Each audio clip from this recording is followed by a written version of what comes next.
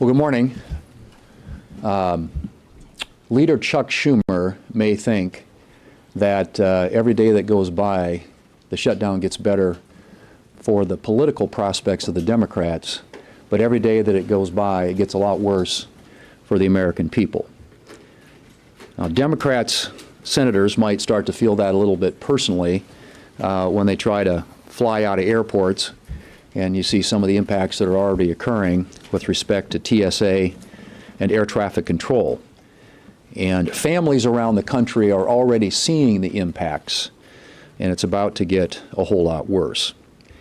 Because we just needed 5 more votes, 5 more Democrat votes that the Democrats wouldn't give us yesterday, the American people are going to miss a lot more and feel a lot more pain and miss a lot more paychecks in the very near future.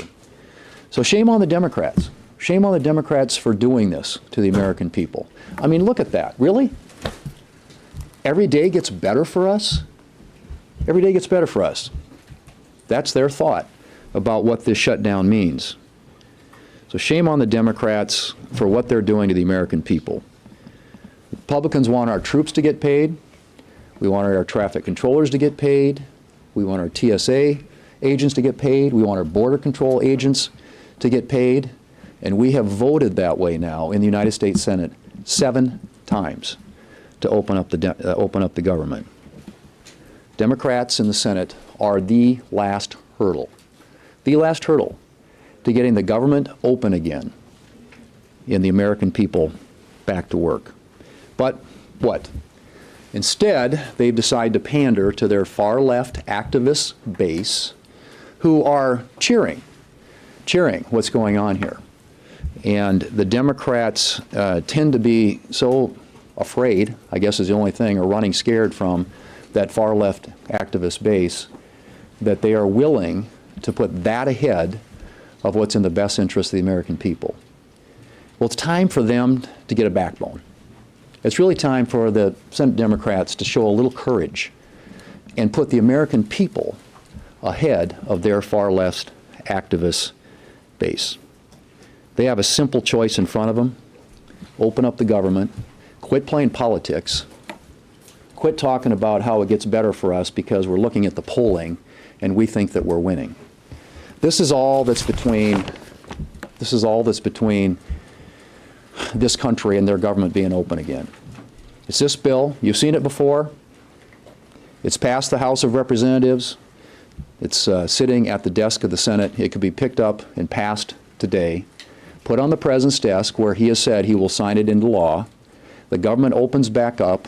People get paid. Troops get paid. Air traffic controllers get paid. TSA agents get paid. Border Patrol agents get paid. And we get back to working on behalf of the American people. That's what that's really, this is it. This is all that is between this country being back to work again, and it's 5 Democrats in the United States Senate. We have a majority of United States senators. 55 out of 100 senators are voting to open up the government. We need 5 bold, courageous Democrats with a backbone who are willing to take on their far-left activist base. Join us in passing this. Could do it anytime, anytime. Send it to the President, he'll sign it into law. It's that simple. Something they've done 13 times when they had the majority here in the United States Senate and President Biden in the White House. 13 different times. Continuing resolutions are a routine practice around here. They don't get hijacked for extraneous policy writers, and we didn't do that. No gimmicks, no policy writers, no partisan attachments to the bill that came over that the Speaker and the House passed and sent to the Senate. It's just a straight up bill to keep our government open so we can continue the appropriations process and get back to work for the American people. Speaker Johnson.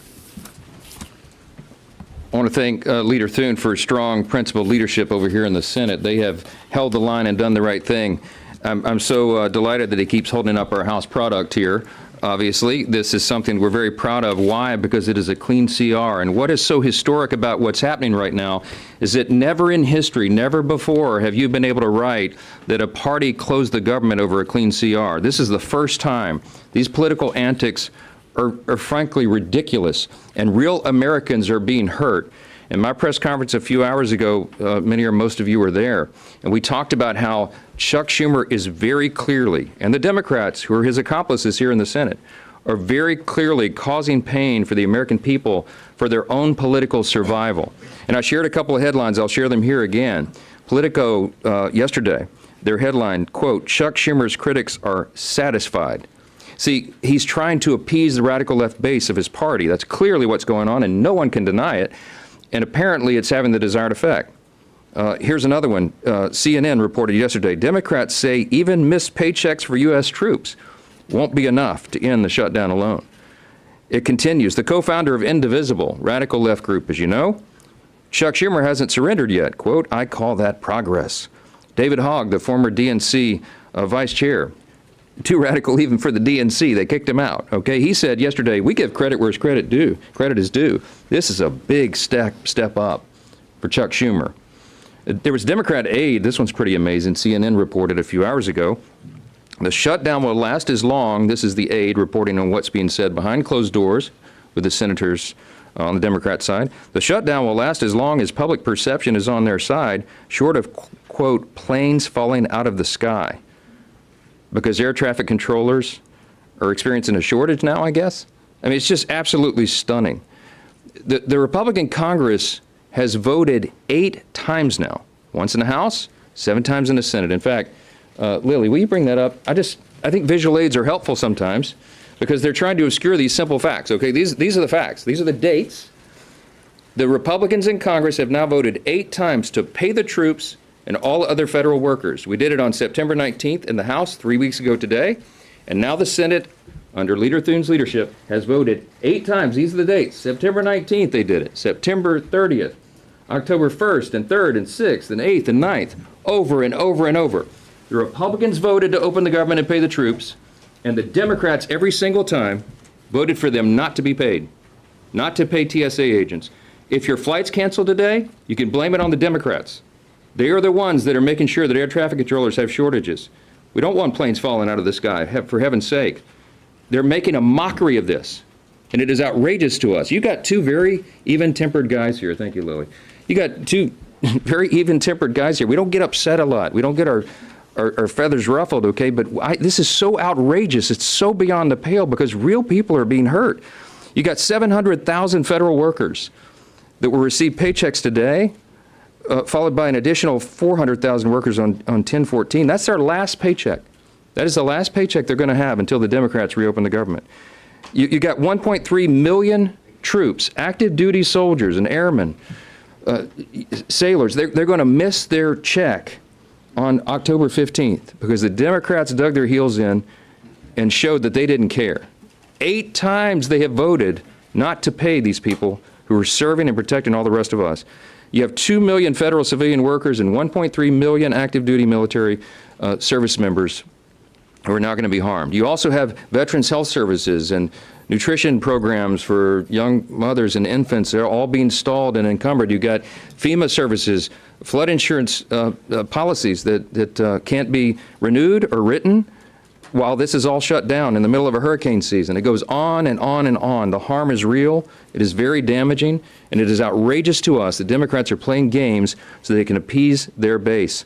Now, we've heard, and I'll turn it back over to the leader, take some questions, but we've heard, and many of you have reported already, this Hate America rally that they have coming up for October 18th, the Antifa crowd and the pro-Hamas crowd and the Marxists, they're all going to gather on the mall. We got some House Democrats selling T-shirts for this event. It is an outrageous gathering for outrageous purposes, but the Democrats in the Senate have shown that they're afraid of that crowd, that they don't want to bow, that they want to bow to them, bow the knee to them, and they don't want to take incoming from them. And so they're willing to hold the American people hostage so that they don't have to face an angry mob that's a big chunk of their base. Now, if that's a rumor, they need to come out and clarify that it's not, but that is what we are hearing is their actual motivation, and it is outrageous. All this has got to come to an end. Turn it back over to the leader. Leader Thune, good afternoon. 55 votes, you say. Mm-hmm. Why not go ahead and use this as an opportunity if things are so dire to get rid of the filibuster? Use the nuclear option. Well, that's the filibuster, as you know, supermajority requirement is something that makes the Senate. And honestly, if we had done that, there's a whole lot of bad things that could have been done by the other side. The 60-vote threshold has protected this country, and frankly, that's what I think this last election was largely about, because if the Democrats had won the majority, they probably would have tried to nuke the filibuster. And then you'd have 4 new United States senators from Puerto Rico and the District of Columbia. You'd have a packed Supreme Court. You'd have abortion on demand. A whole bunch of things that were on that laundry list. They had about 6 or 7 things that they were going to do when they nuked the filibuster. And so the filibuster protects. It's been a voice for the minority. It gives the minority a say in what happens in this country. The founders created the Senate uniquely that way for that specific reason. And so it's just really not that complicated. All it takes is a little backbone, a little courage on behalf of 5 Democrats to do what they have done and what we've done for decades when it comes to funding the government. Continuing resolutions, as we pointed out, 13 different times in the last 4 years with Biden in the White House and the Democrats with the majority in the Senate, this was done. It's a routine thing. And it's just, this is outrageous what they are doing. And it is. They ought to be ashamed, because this just doesn't get done. You don't hijack the federal government to try and create $1.5 trillion in new spending, free health care for non-citizens, and you can go right down the list. I mean, this isn't even realistic. I mean, they're not serious people. And it's time they came to their senses and did the right thing for the American people. Are you feeling any pressure on the filibuster? No, nobody's pressure. Well, there's always pressure on the filibuster, sure. Yeah. I mean, there are folks out there who think that is the way we ought to do things around here, simple majority. But I can tell you that the filibuster through the years has been something that's been a bulwark against a lot of really bad things happening to the country. Yeah. Wherever. Okay. He suggested that a military pay bill cannot pass the Senate. Is that your understanding? Do you think a military pay bill would be blocked by Democrats? Well, there's a military pay bill right here. I mean, I just don't know what I honestly, this pays the military. And all they have to do is pick it up at the desk, give us 5 votes, and the military gets paid. Leader, do you know whether Trump is going to try to move money around to pay the troops, and do you think that is something he should be doing? I suspect that they're probably going to be, pretty soon. They're going to have to do some things. I think, to their credit, the White House has now for 10 days laid off doing anything in hopes that enough Senate Democrats would come to their senses and do the right thing and fund the government. But now, now that we're getting to these where people are going to start missing paychecks, this gets real. This gets real for families, a lot of military families who live paycheck to paycheck, a lot of American families who live paycheck to paycheck who are federal employees. And so I just think that the White House, my expectation is, yes, they're going to have to start making some decisions about how to move money around, which agencies and departments are going to be impacted, which programs are going to be impacted, which employees are going to be impacted. That's what a shutdown does. You put the administration and this presidency in a position where they're going to have to make some hard decisions. Yesterday you discussed, or it was reported that you discussed giving a date certain for a vote, or giving some sort of assurance that there would be a vote on a Obamacare tax credit bill. Could you talk through that, what you're thinking, and what happened there?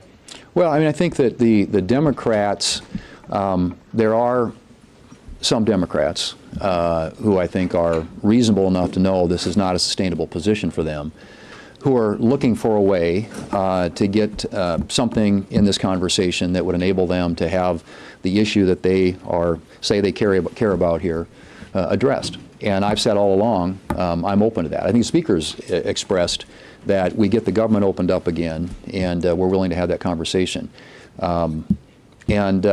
Yeah, and frankly, so those are some things that I think are perhaps real possibilities, but it doesn't happen absent voting to open up the government. And so the Democrats who are interested in that sort of a some sort of pathway on that, need to, again, come to their senses and vote to open the government. But just to follow up on that, Mr. Leader, are you going to have any conversations over the next couple of days with Leader Schumer about that? And, you know, to Jake's point, I guess, do you feel like maybe you're getting closer to an off-ramp here? Well, I think Leader Schumer is checked out. I don't think this is going to happen. I think this is going to happen organically with enough reasonable Senate Democrats who care enough about doing the right thing for their country and not what's in the best interests of their left-wing political base to come forward and help us find a solution. And those conversations continue. But, you know, the insistence of the Democrat leadership on their plan or nothing else is, I mean, I don't know how do you even come forward with a proposal that has $1.5 trillion in new spending, wipes out everything that we did last summer with the reconciliation bill, including the $50 billion that goes to rural hospitals, and wipes out all the provisions that banned free health care to non-citizens. I mean, really? You think that's going to pass the Senate or even come close to getting a vote in the House or a signature by the President? What they're talking about is unserious. It's been unserious from the very beginning. So, yes, if they want to sit down and talk about opening up the government and doing some of the things that I've suggested and we've suggested, which is, you know, allowing the conference committee to work on the 3 appropriations bills we passed, bringing other appropriations bills to the floor so we can start funding the government the old-fashioned way, and there's an interest on both sides in doing that. And yeah, a conversation about what we do on the expiring enhanced ACA subsidies. And there's a lot of conversations going on around that. But that doesn't happen until we get the government open. Last question. Last question. I had a call with the Freedom Caucus. I wanted to know, I had a call with the Freedom Caucus, and you said you were working on rescissions, and that rescissions would come up again potentially. Rescissions is something that the Democrats have said is a reason that perhaps there's a lack of trust. Can you both address the question of trust with the Democrats as well as what rescissions are you talking about? Let's talk about trust. Who's in good faith? We sent over this clean document. We didn't load it up with any partisan priorities because we're not playing games here. We wanted to keep the lights on so that we can continue the appropriations process to spend the taxpayers' money more responsibly. I did a conference call within the last hour with the House Freedom Caucus and a lot of journalists, and one of the questions was, are you all concerned about the national debt? You're darn right we are. The Republicans are. The Democrats don't seem to care. But we crossed this $37 trillion threshold. It is not a sustainable situation. It took us a long time as a nation to get into this financial hole, and we are doing everything we can in every possible way to get us back to sound fiscal responsibility. And what does that include? Well, not only an infusion of pro-growth policies like we implemented with the One Big Beautiful Bill, the Working Families Tax Cut package, so many things that are going to help the economy short-term and long-term. But also we have to reduce spending. We have to. The government spends too much. It's too large. It does too many things. It does almost nothing well. As Reagan used to remind us, government is not the solution to the problem. Government is the problem. And so are we in favor of reducing spending? Yes, that we're trying to do that in a responsible manner. The reconciliation package that we passed saves $1.6 trillion of taxpayer funds. We eliminated fraud, waste, and abuse. We worked towards efficiency to get the government working better for the people. We're proud of that. There's no legislative body in the history of planet Earth that's ever saved $1.6 trillion or anything close to that. But it's the first of many steps. So we have to appropriate at lower, more responsible levels, not in a way that disenfranchises or hurts any American that relies upon vital services, but in a way that makes government work better for people. We're excited about that. A rescissions package is part of our process. I know the Democrats hate to cut spending in any way, in any form. But we are for that because we have to make government work better for people. If you look at the polling, the people's faith in the federal government is at an all-time low. Why? Because they don't see that it's being done well. And we are doggedly determined to get back to those principles. And so the Democrats are going to decry any limitation of spending. Watch them. Have you ever seen a Democrat ever want to reduce a federal program? Reduce the size or scope of government? No. They always want to spend more. We cannot afford to do that. We have to do it better. The Republican Party are the ones that are going to return us to fiscal sanity, and all of this is part of that. This simple CR is part of that. We didn't load it up with partisan priorities. We tried to make it simple because we had appropriators in the Republican and Democrat parties who joined together and said, in the House, and said, you know what? Give us 7 more weeks. Give us until November 21st. Let's keep the lights on. Very simple, clean measure, as simple as possible. Keep everything at status quo so we can work together and come to consensus to spend the taxpayers' money more responsibly. Yes, yes, we're committed to that.